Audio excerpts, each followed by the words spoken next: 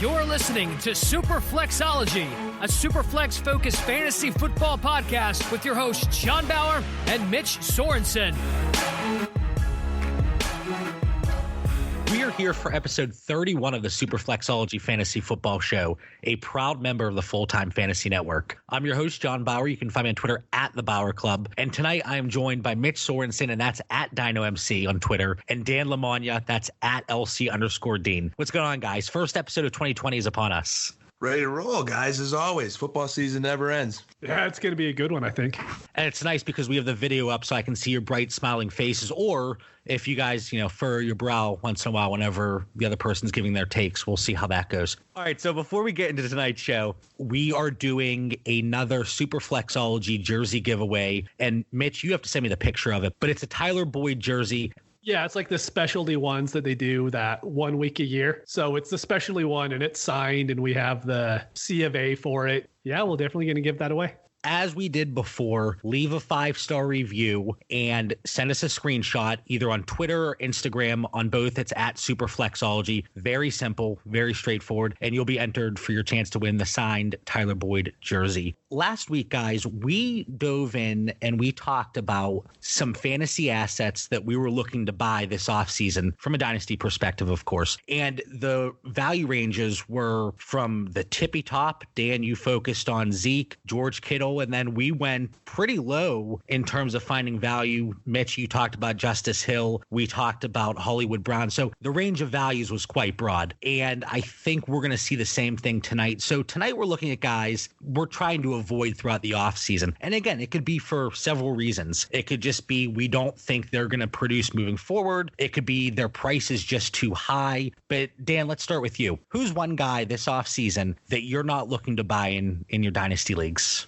Well, as you've got me going down this path, JB, I decided to start my first round mid-20s players club, all right? I bust you guys in the past. The 2019 season's not even over, and you're full throttle dynasty, and it's just become contagious here. So the first member of my club is Mr. Corey Davis, and this isn't just me being salty from his 0-point round one of the playoffs DFS performance. This is a build-up of, I think, over the year. As you guys know, I've at different points been high on Corey Davis, definitely a Corey Davis truther to some degree. Like any good relationship, sometimes they must come to an end, and I'm not going back. All right, I've pulled up some stats here, and first, our Superflexology Dynasty League scoring. All right, a little shameless plug there to our league. He was 65th. All right, that's not good. And then I looked and matched that up with the Pro Football Focus player grade, and he ranked 62nd in there, which was worse than 2018. So you look on the year, he has 39 receptions for 557 yards and 2 touchdowns. He went backwards. How does a guy who we think has a lot of talent, okay, part of being in this club is you have to be a first-round pick in your mid-20s, and that's normally attractive in Dynasty. Hey, he was a first-round pick, highly sought after. He's at a great age, and he just went backwards on a team that improved. You think with A.J. Brown being there, take some coverage off him, open him up. Again, this last week in the playoffs, here A.J. Brown's covered by Gilmore, the Patriots' best DB, and he gets 0 catches. I know 1 or 2 were taken back on penalties, but I am really down, breaking up, not going back to Corey Davis. I'm saying there's no upside. Don't waste your time. And if I was to give a comp, I'd say that at best he's a Mohamed Sanu moving forward, and I just don't need that on my fantasy team. I'm going elsewhere. Is he even going to put up Mohamed Sanu type numbers? I mean, Sanu was actually somewhat productive, and obviously things kind of fizzled out whenever he went to the Patriots after that very strong first week. But we talk about Corey Davis, and he was somebody that I was still trying to buy last year. And the only issue with Corey Davis from a 2019 offseason perspective is, and many people can attest to this when it comes to truthers, you weren't getting Corey Davis at much of a discount. So when he came out, he was an early to mid first round pick, depending on your format. And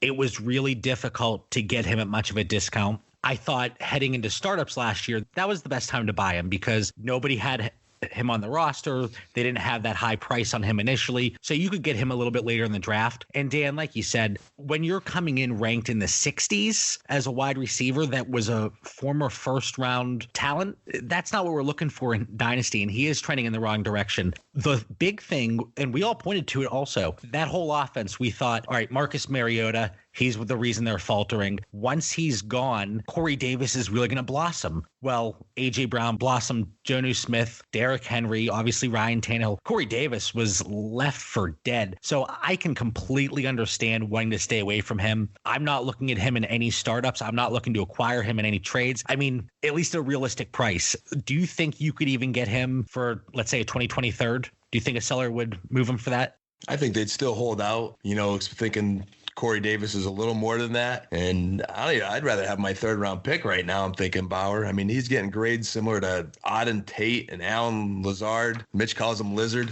I'm just not feeling it. Not only is he not good in fantasy, I'm questioning how good he is in real life football. I think he's just going to be a role play receiver for the rest of his days. Yeah, I completely agree with you guys. There's something to where after 4 years, you just have to give up on the wide receiver like that. If not, you're just praying for a Devontae Parker breakout, the last half of the season that he had this year. But we know that the wide receiver one on that team now is A.J. Brown, and I don't see Corey Davis ever taking over that role again. And you can't see him just going to another team and be given that role. And he hasn't proved that he could do it in the first place. So, yeah, he's definitely in a void for me as well. Dan mentioned it. You have A.J. Brown drawing top coverage, and that should open things up for Corey Davis, and it didn't. Whether it was from actual production or even a target standpoint, Corey Davis didn't have the opportunity. And from Ryan Tannehill, who had a fantastic year and was extremely productive, he really didn't even look Corey Davis's way. So that should tell you something. Mitch, what are your thoughts? So Corey Davis, he's a free agent after 2020. And I know we shouldn't be looking, because at that point it'll be his, fifth year?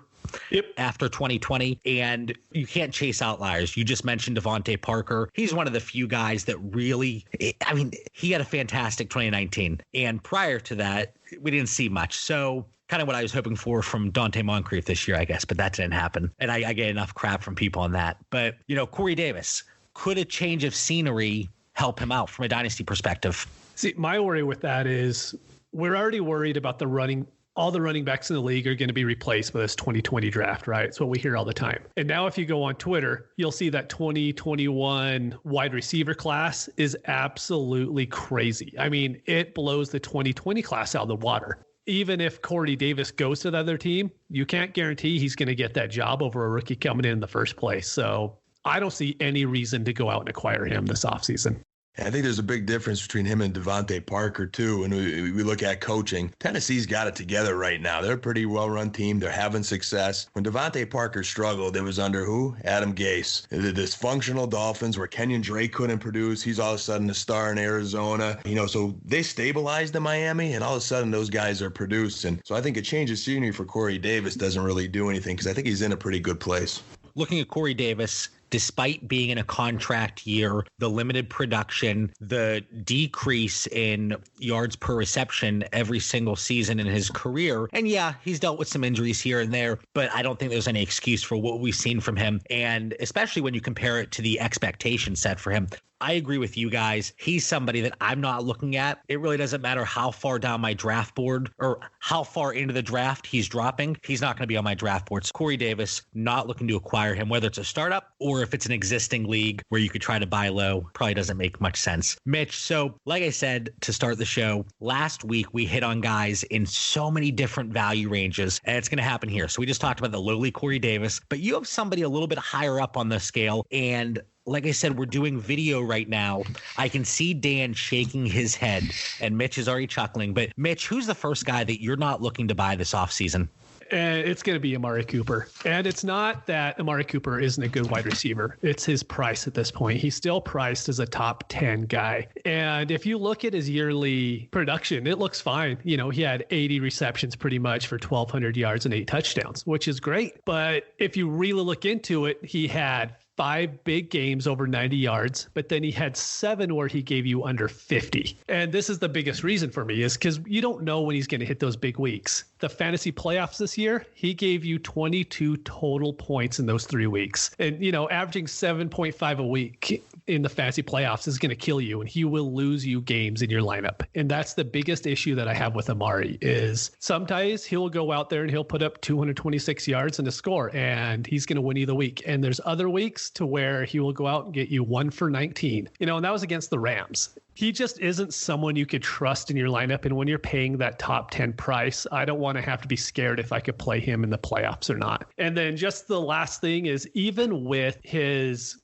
good output throughout the season, he barely averaged half a point more than the previously mentioned Devontae Parker, Calvin Ridley, and Marvin Jones. He's going 5 or 6 rounds ahead of all those guys, whether you're doing dynasty or redraft. Yeah, like you said, he's still a top 10 dynasty asset from his, looking at his current price. Dan, I want you to take off your Cowboys hat for a second. What are your thoughts on Amari Cooper? Because I saw you shaking your head. In disgust, I saw you rip your headphones off. So what are your thoughts here? Are you buying from a dynasty perspective? I'm still buying and still in. I think it's too early for Mitch's analysis. He makes some very good points there. And believe me, I felt the pain of those key playoff weeks where he didn't produce. And, given a comparison to Devontae Parker, I'm going to go back to the dysfunction comment again. The issues with the Clapper and that offense were devastating in some ways. And I think Amari Cooper is a piece of that. I know their wide receiver coach absolutely praises him up and down. And as I look at the Pro Football Focus grades, he is right there with Mike Evans, Devontae Adams, and even above your boy A.J. Brown, Mitch. So he's scoring good grades on the year as an offensive producer, as a receiver. I just think towards late in that season, Kellen Moore lacked creativity, and the Clapper mismanaged that. So let's go Mike McCarthy, just officially announced today. I think he's going to get this team back on track and utilize that talent, and Amari Cooper will have a few less of those dud weeks. You got to get away from dysfunction, Mitch. It's not a Cooper. It's a product of the system.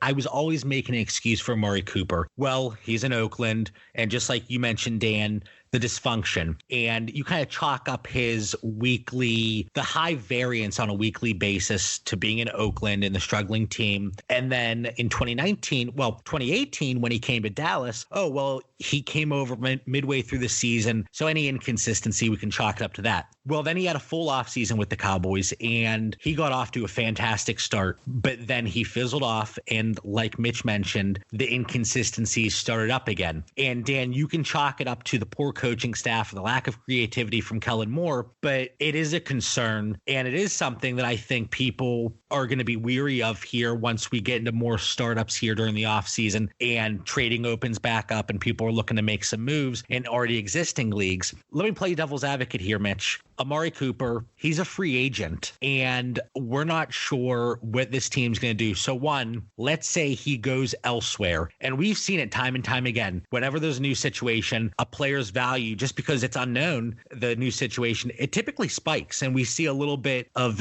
excitement. We saw with Odell Beckham during the offseason last year. He went up to like wide receiver one in a lot of situations. Yeah. I saw people move DeAndre Hopkins for him straight up because people were excited about the situation. So let's say Amari Cooper, he's not a Dallas Cowboy. Does that increase in potential price then not entice you a little bit right now? Or is it still just something you want to avoid? I'd look to avoid him just because you're taking a chance. I'm pretty sure he's going to be on the Dallas Cowboys, but even a chance that he isn't on there, you're only trying to acquire him to trade him again in the offseason because I don't want him on my team in 2020. If he's already on my team, I'm not looking to trade him, but at the same time, I'm not going to look out and go and try to buy him at this point as well. And that's something I always do. And Mitch, you and I talked about it a lot last offseason. Be proactive, not reactive. And sometimes it bites me in the ass. It really does. But I will, especially in startups, I'll take certain players or I'll hoard quarterbacks with the intent of trading them later on. And sometimes it doesn't pan out. For example, we could talk about Damian Williams last year.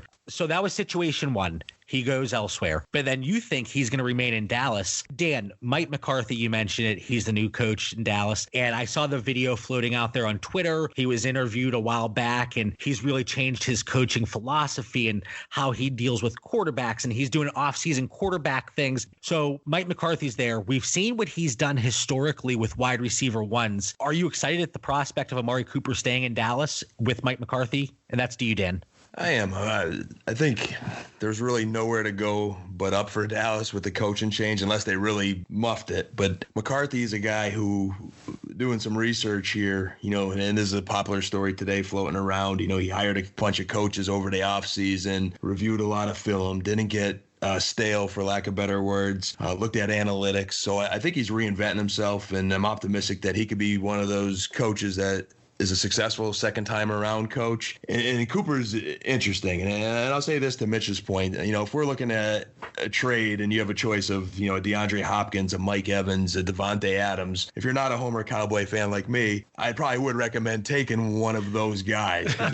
Cooper is a unique individual. When I watch him every week, he's not that fiery, boisterous, loud, competitive guy. It's just not him for whatever reason. But you listen to his interviews, he loves being in Dallas. He is hard on himself. He wants to get better. After that last game, he goes, I realize, there's quiet certain weeks late in the season. He wants to improve on that. He goes, I know there's even more in me than I gave this year. So I think he is a guy with Mike McCarthy, JB, to answer your question. I think he could light a little fire there under that offense and get more out of him and keep the offense moving forward. Time will tell. Again, the only concern I would have on Cooper is, does he have that same fire as a DeAndre Hopkins, Devontae Adams, if you're making that choice. But anybody below him, I would still definitely want Amari Cooper on my roster.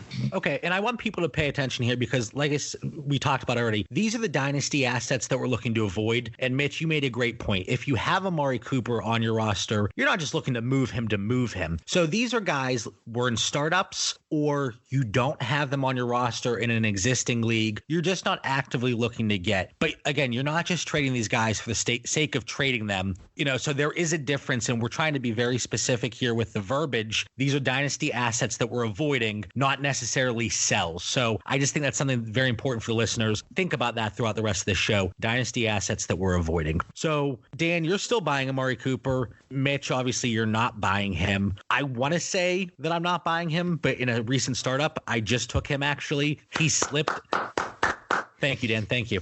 I knew you would approve. He slipped. I think it was wide receiver 13 or 14. I have to go back and look. And at that point in the draft, the other guys around him, not only do I like Amari Cooper, the player, you watch him on film and just the separation he creates and the routes he's running. And he's a good football player, but the concern is he disappears at points throughout the season. And Mitch, like you said, we can't always rely on him. But I am counting on the fact that one of those two situations is going to happen that I brought up. He's going to sign elsewhere and his value is going to rise. Hopefully it's a good situation. Or he stays in Dallas and he's peppered with targets with Mike McCarthy's system. Yeah, I mean, I guess I'm still buying him because I just took him in a startup draft yesterday. So sorry, Mitch. It's coaching, Mitch. I'm telling you, it's coaching.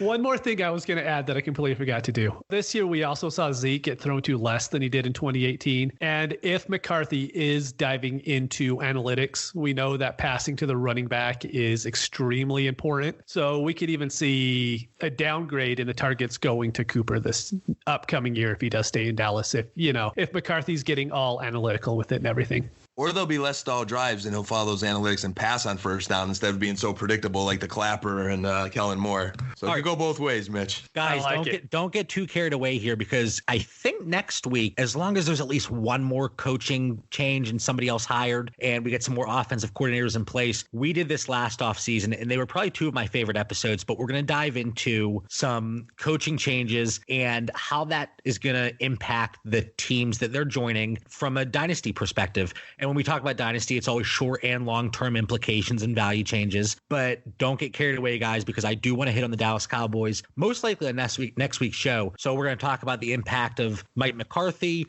and hopefully by then he has his staff in place that we can dive into that a little bit more. But it's something that I'm excited for. So that's Amari Cooper. Mitch is avoiding him this offseason. Dan, give us one more guy. And I like that you kind of have another player in the same category as Corey Davis here. Yeah, this next guy is the king of the first round mid-20s player club. I had Brandon Cooks in the mix a little bit, but him is not so much talent, but injury. But the king of this club is Mr. Sammy Watkins. And, again, I'm trying to help all our fellow fantasy football listeners here tonight that, can't stay away from that beautiful blonde and it's an unhealthy relationship and you just keep on going back. I don't want them to go back one more time, JB. In their super flexology dynasty scoring, he was 46th, which is really bolstered by week one's 9-catch, 198-yard, 3-touchdown performance. And they were his only 3 touchdowns of the year. But then when we also look at real football and Pro Football Focus, I expected to see him around that Corey Davis range somewhere at 62. Instead, he was ranked 101. 101.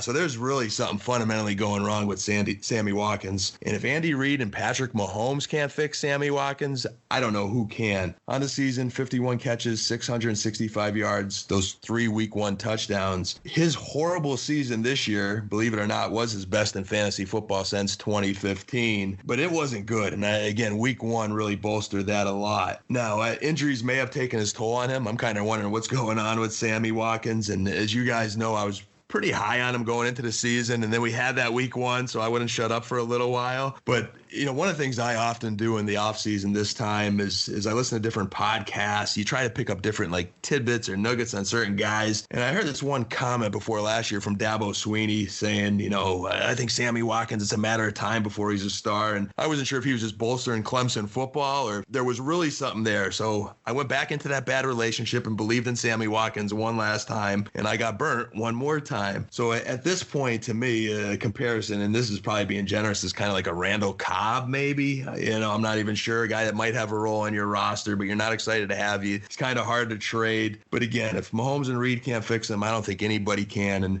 I'm still questioning years ago when Dallas offered him all that money to be the number 1 receiver, replace Dez. He turned it down and went to Kansas City to be a number 2 to Tyreek Hill, and he just keeps fading more and more. So I'm out on Sammy Watkins, boys, completely. He is extremely difficult to trade. And in one of our leagues last year, even after that strong week 1, I couldn't even get a 2020 second out of him. And that tells you what people think of Sammy Watkins. Even after he got, and Dan, you talked about that strong week 1 performance, he had all of his touchdowns from 2019 in that first week and 29% of his yards. And while you were talking, I mixed up my thoughts here. And I'm sure people, they were screaming, John, you're wrong on Corey Davis. When I said that his yards per reception and yards per target have decreased every year, flip that. They've actually increased every year. It's Sammy Watkins since his second season, 17.5 yards per reception. It goes 15.4, 15.2, 13. In 2019, it was 12.9. So since his second season, he has decreased in yards per reception and yards per target. 2019 was the lowest of his career. So anybody that is a Corey Davis supporter, while we're still not buying him, I do revoke my misspoken comments from earlier. He has improved every year in those 2 categories. Sammy Watkins, on the other hand, has not. And we look at the situation in Kansas City. He's another guy last year of his contract. This should have been a perfect marriage with Patrick Mahomes at the helm. Yeah, they had some offensive line troubles. In Tyreek Hill, he missed a few games this year because of injury. And Sammy Watkins still couldn't do much. It was always somebody random doing something. It was Demarcus Robinson. It was Mecole Hardman. Travis Kelce obviously still popping off big games. And it just wasn't Sammy Watkins after week 1. And Dan, like you said, there has to be something else going on. Sammy Watkins, especially those first 2 years in Buffalo, we had such high expectations, especially Dynasty owners. You're looking at Sammy Watkins, and he had to be,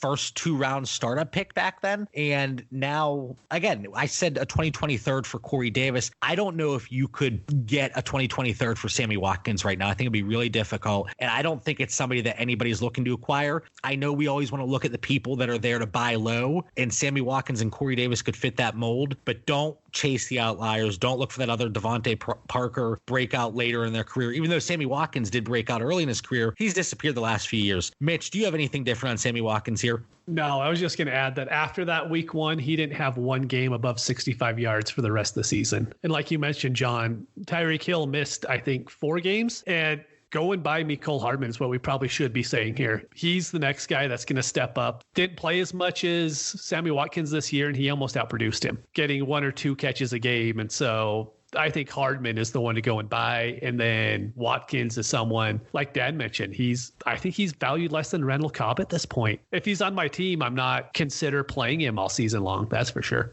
No, it's the same thing as last season. Hope for one pop-off game, and you have somebody that sees that and they're willing to pay something. Again, if you could get a 2021 second, I would absolutely say sell, but it's probably somebody that you can't even move right now. Sammy Watkins, yeah, Dan, I don't know that many people are looking to acquire him, but it's absolutely somebody that you should avoid. Now, Mitch, I'm going to turn it over to you because this is somebody that you love to bash. Who's somebody here, besides from Amari Cooper, that you're looking to avoid this offseason? I had to get him in fairly fresh after the season because he was so highly touted, but it's Baker Mayfield. And the reason why I'm bringing him up is because I've already done 3 startups this season that have the 2020 rookie picks included. So you could draft the 101 or the 102 instead of a player if you want to. And Baker Mayfield went quarterback 9 in 2 of them, and quarterback 10 in another. And the biggest issue that I see with that, and this isn't just about Baker, it's about if you're drafting a quarterback in the top 10, he needs to give you something that the other 20 quarterbacks below him can't give you. Baker Mayfield hasn't proven that he can do that over the last 2 years. Everyone wants to go back and say that he had a really good rookie season. He had a good season for a rookie. It wasn't a good season for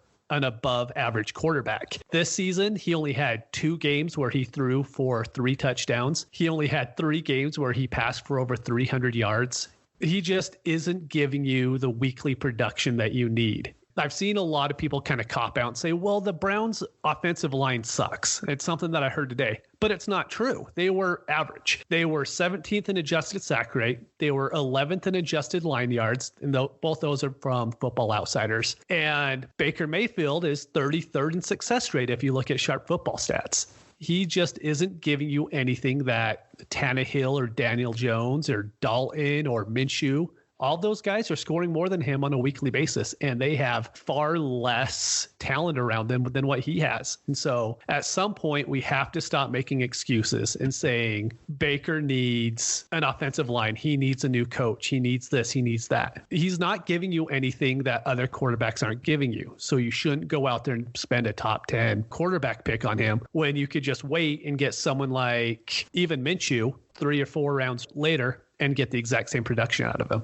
In a 12-team league, you can probably get Minshew much later than that even. But you talked about the startups that we've taken part in, and I'm looking at them, and one was a 14-team league. Mayfield went in the second round. I would much rather get like a Garoppolo in the middle of the 4th. Again, a 14-team league. Quarterbacks are going a little bit earlier in Superflex. But Baker Mayfield has not even been on my radar, and I don't want to get carried away here, and I don't want to say that his job is in jeopardy. He still has 2020 and 2021 as part of his rookie contract. Let me throw a hypothetical out to you guys, and Dan, I'm going to throw this out to you. Baker Mayfield goes into the 2020 season, still obviously a top 10 dynasty quarterback. People are still touting him. Like Mitch said, people are still making excuses. Let's say the Browns go 6-10 next year and they're just not productive. And Baker Mayfield, he still has his struggles. Do you think we're talking about him in 2021 the way we're talking about Mitchell Trubisky this year?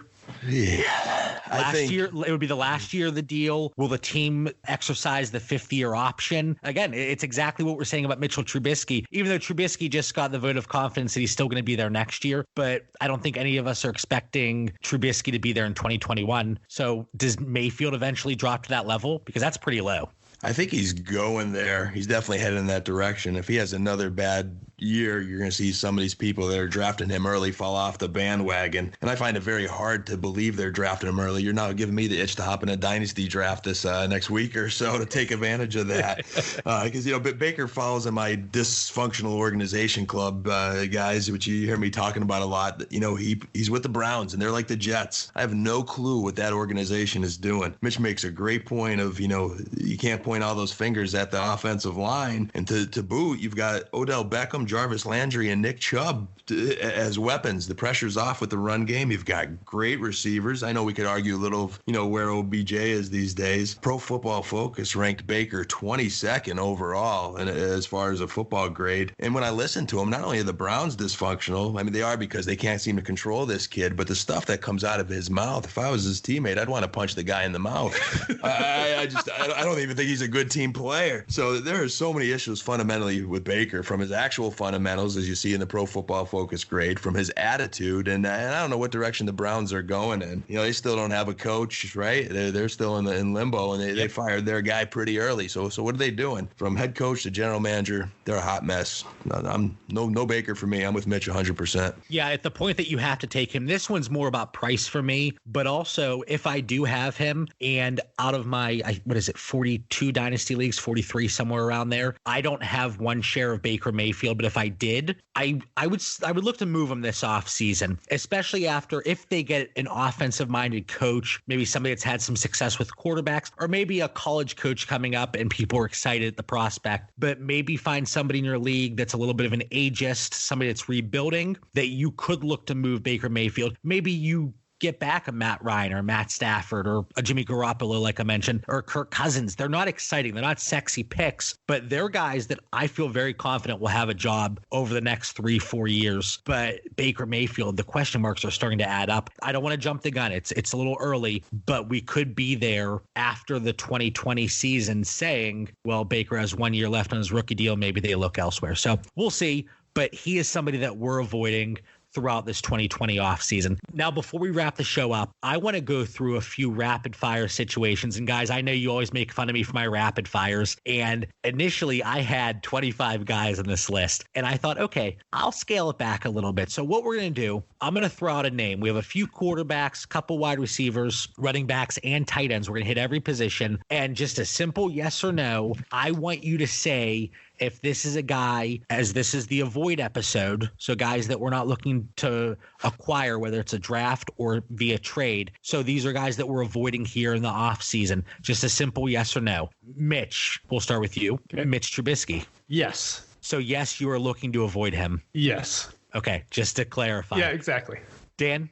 Put me on the spot, JB here. Oh, man. Rapid fire. All right. I'm not avoiding him yet. Okay. And not completely. And because of his price. And that could be one of the reasons that somebody is still looking to acquire him, whether it's an existing league or a startup. He's dropping, man. He really is dropping. I have to stick to the rapid fire. Here. I know.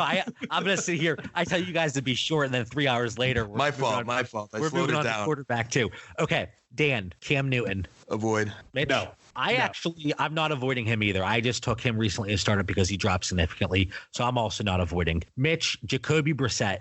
Yes. Dan? Give me some Jacoby. I'm actually avoiding purchasing him this offseason. Too many question marks. Just don't know what's going to happen there. We're going to throw this as a package deal. So I need an answer for both of these guys from each of you. Dan, Minshew and or Foles. Avoid. So you're avoiding both of them. I'm salty right now. Too much just dysfunction in Jacksonville. I'm anti-Nick Foles. He burned me this year. So avoid him. Avoid it all. All right. So dysfunction is the theme of the episode here for Dan. Mitch, what about you? Avoid Foles. Give me Minshew. I'm still willing to acquire either of them, but it's very price dependent. Let's transition to running backs. Dan, James Conner. I'm still Conner strong, John. You know that. Give me some. Okay. And actually, we're just going to run through the running backs here with you, Dan, real quick, and then we'll go over to Mitch. Marlon Mack. Give me some Mack. And then Kerryon Johnson. Still a little curious with Detroit. Give me some Kerryon. Okay. So what I wanted to do here, and before I get over to you, Mitch, I wanted to find guys that, one, their value potentially could bottom out. So are they worth acquiring? Or two, we're just not really sure what their situation entails. And that's kind of like a guy like Marlon Mack or even Kerryon Johnson here. But Mitch, James Conner. Avoid. Marlon Mack. Avoid. Kerryon Johnson. I'm okay with him. I actually agree with Mitch, and that should surprise nobody since we pretty much share a brain here. James Conner, want nothing to do with him. Marlon Mack, I have him in so many leagues. You can't give him away right now. And I know it's a tough time to sell these vets, even though he's still a young guy, but I don't want to acquire him. Limited opportunity in the pass game, and I wasn't thrilled. Kerryon Johnson, I'm still interested, but that's very price dependent. So I'm avoiding Conner and Mack. Kerryon, still a little bit interested. Wide receivers, Mitch. DJ Chark. Not avoiding. Brandon Cooks. Avoid. Will Fuller. Avoid. Robbie Anderson. Avoid. Wow. Okay. Well, I want to touch on Robbie Anderson here after Dan gives his answers. Dan, DJ Chark. All in, brother. I know you are. Brandon Cooks. Man, he's first round mid-20s players club. I'm out. Will Fuller. Made of glass, but I'll take one more chance. That's assuming price dependent. Of course. And then Robbie Anderson. All out on the Jets. They're in the dysfunctional club. Okay, so I want to spend just a minute here on Robbie Anderson. So I'm out on Chark. We'll use Dan's word here. Too much dysfunction there. We don't know what's going to happen. Brandon Cooks, Will Fuller, their value could completely bottom out with a few more injuries here or one more concussion for Cooks. Robbie Anderson, I'm kind of intrigued by. He's a free agent, guys. Let's say that he lands in a pretty good spot. He had some off the field issues previously. He kind of got back on track this season. We didn't really hear too much about him off the field. It seemed like he kept his head on straight, even in that terrible Jets organization. What if he landed in Green Bay?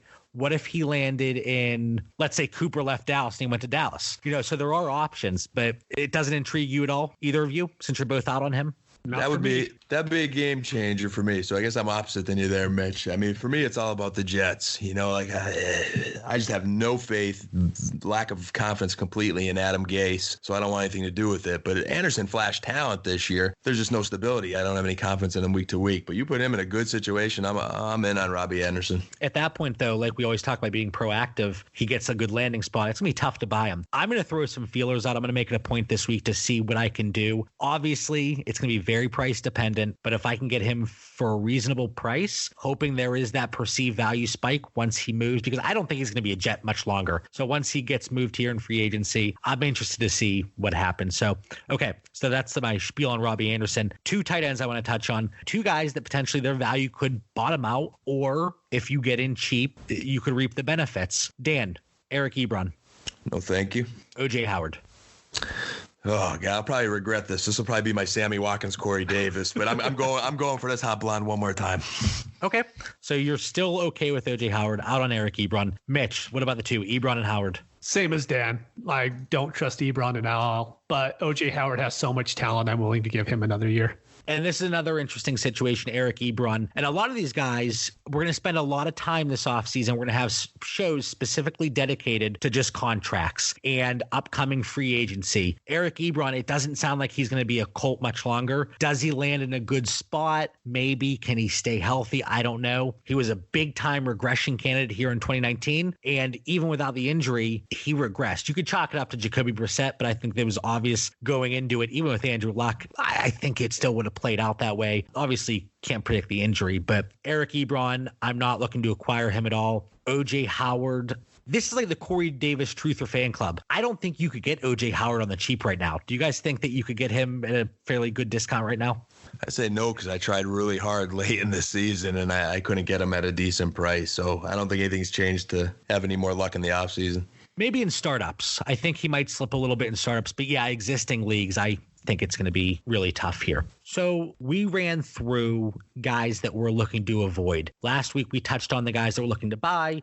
In the near future, we'll talk about some sells. Sells are always interesting because obviously somebody has a fantastic season. Oh, sell high, sell high. So that's something that we'll dive into in the future here. But guys that we're looking to avoid for various reasons. Like I said, their value could completely bottom out. They could go to a worse situation. Or maybe we're wrong on a few of these guys and they go into a better situation and we get that 50-year breakout from Corey Davis like we saw at Devontae Parker. But only time will tell. Thank you so much for joining us for the first episode of 2020, the Superflexology Fantasy Football Show. Find us on Twitter and Instagram at Superflexology. Have a great night. Thank you for listening to the Superflexology Podcast. If you want the latest news in fantasy football, follow us on Twitter at Superflexology, The Bauer Club, and Dino MC.